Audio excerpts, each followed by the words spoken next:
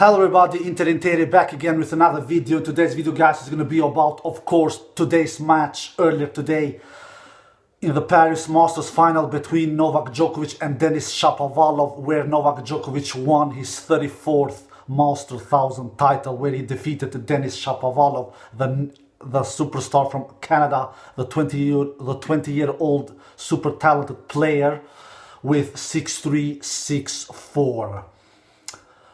This was a very expected victory for Novak Djokovic. He was the overwhelming favorite in my opinion, and Denis Shapovalov was the underdog.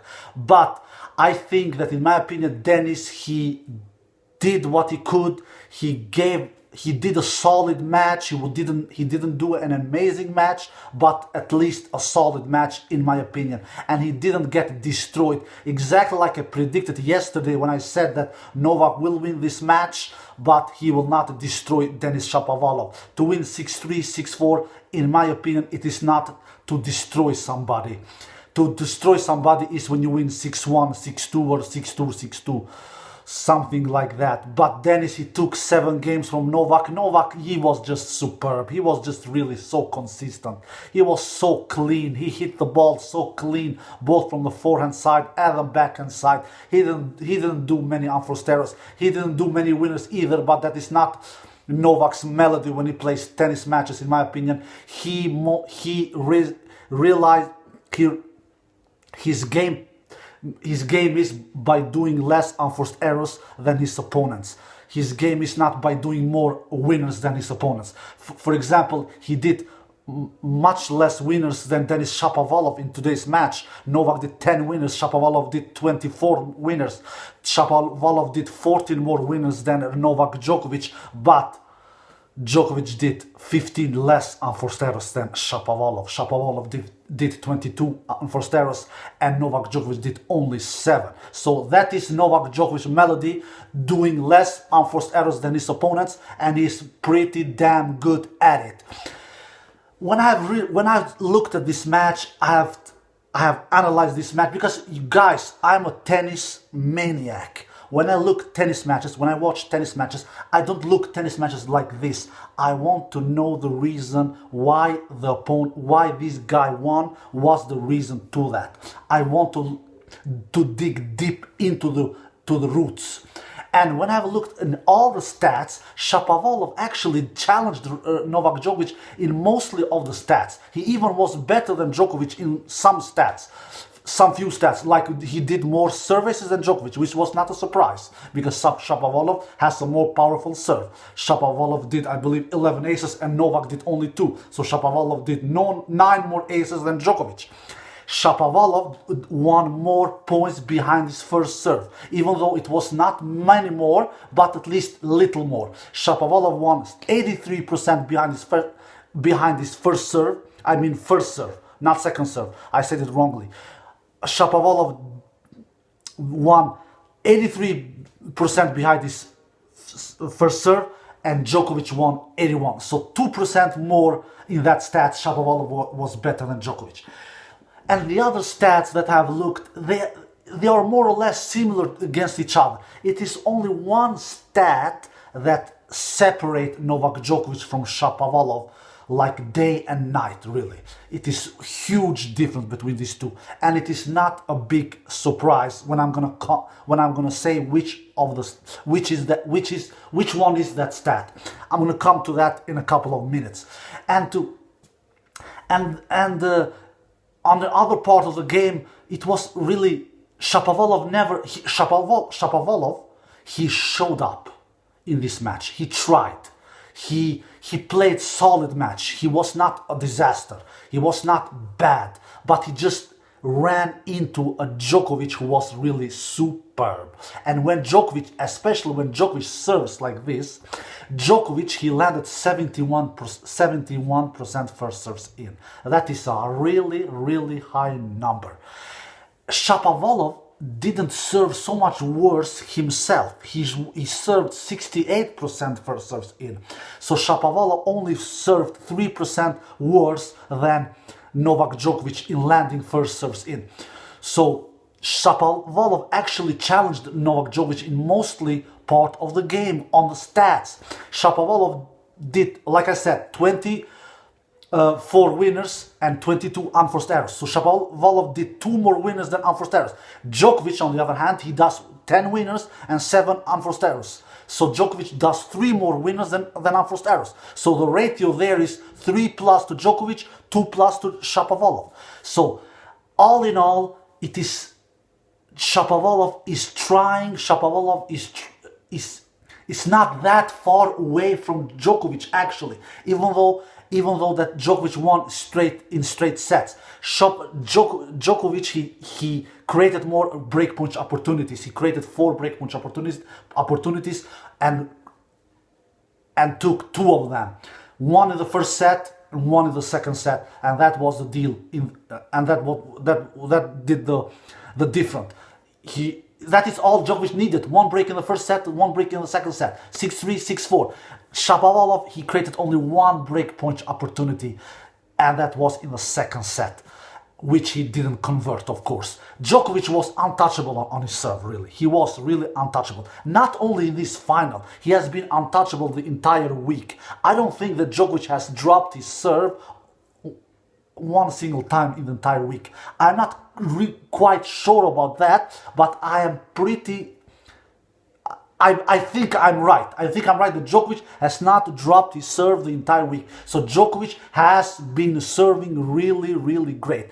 And in this today's final against Shapovalov, he had his best serving day in the entire week. He even said it after the match. He said, I have not served this good the entire week. This match today against Shapo was my best serving match.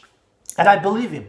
He landed 71% first serve in, and he won 81% of those serves when he landed his first serve. 81%. So what was the difference here, my friends? Shapo, he was not far away from Djokovic in the stats, in every stat that I mentioned. In unforced error stats, in winner stats, in the ratio, I mean, 3 plus for Djokovic, 2 plus for Shapovalov. In landing the first serve, Djokovic landed 71 first serves, Shapo 68, etc., etc., etc., like I mentioned earlier in this video. What was the major difference here, my friends? Yeah, I'm gonna tell you what was the big difference, and this is not a surprise.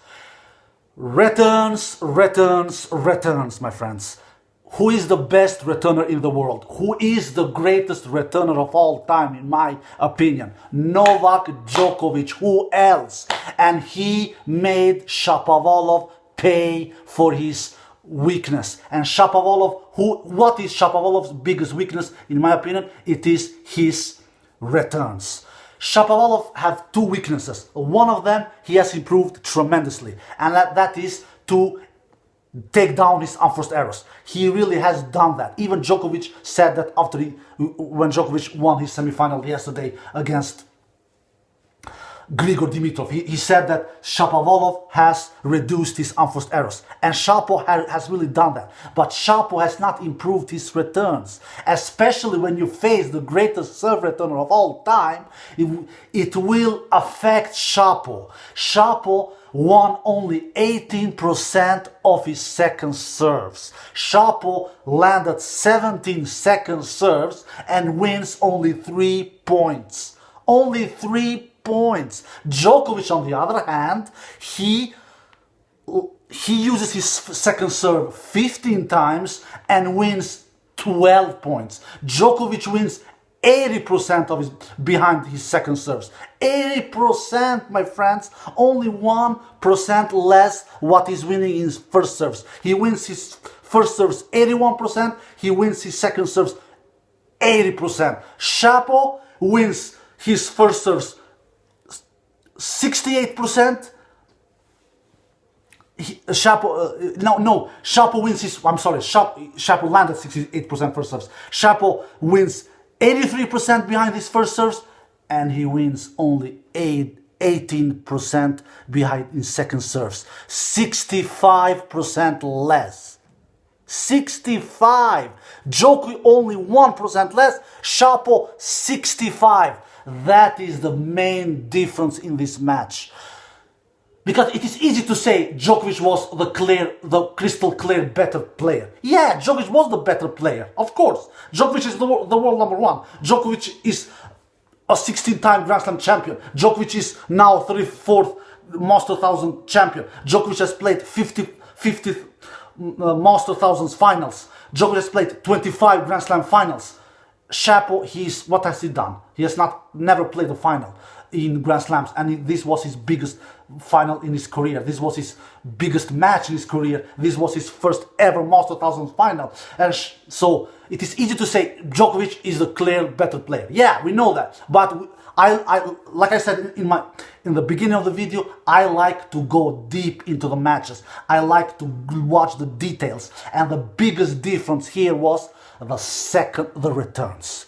And that is not a surprise. Djokovic is the greatest serve returner of all time. That is his biggest weapon that he has. And when you face an opponent like Shapo, whose biggest weakness is his returns, in my opinion, it was his unforced errors and the returns. His returns he has reduced. He has taken them down. I mean, his unforced errors he has taken them down. He's not doing as many unforced errors as he used to do, say for a year ago. But his returns needs to improve, especially when you face a giant like Novak Djokovic, who is a superb serve returner, and then you cannot be as his opponent a weak serve returner, because if you are that, then you will only win 18% of your second serves, because Djokovic, he will make you pay. He will make you pay when you are forced to hit second serves, like Shapo did when he served 17 second serves and only won 3 points. And when Novak was forced to use his second serve, which was not very often in this final because Novak had so high first serve percentage with 71. But when he was forced, which was 15 times of the cases, he won 12 of those points. And this will never be enough to win a match against Novak Djokovic when you win so little second serves like Shapo.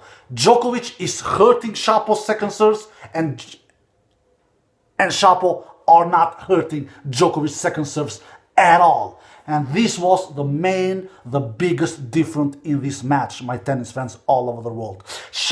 If Shapo didn't serve as great as he actually did, with first serves, I mean, where he won 83% of his first serves and landed 68% of first serves, which is a great number, and did 11 serve aces, Shapo would have been destroyed today.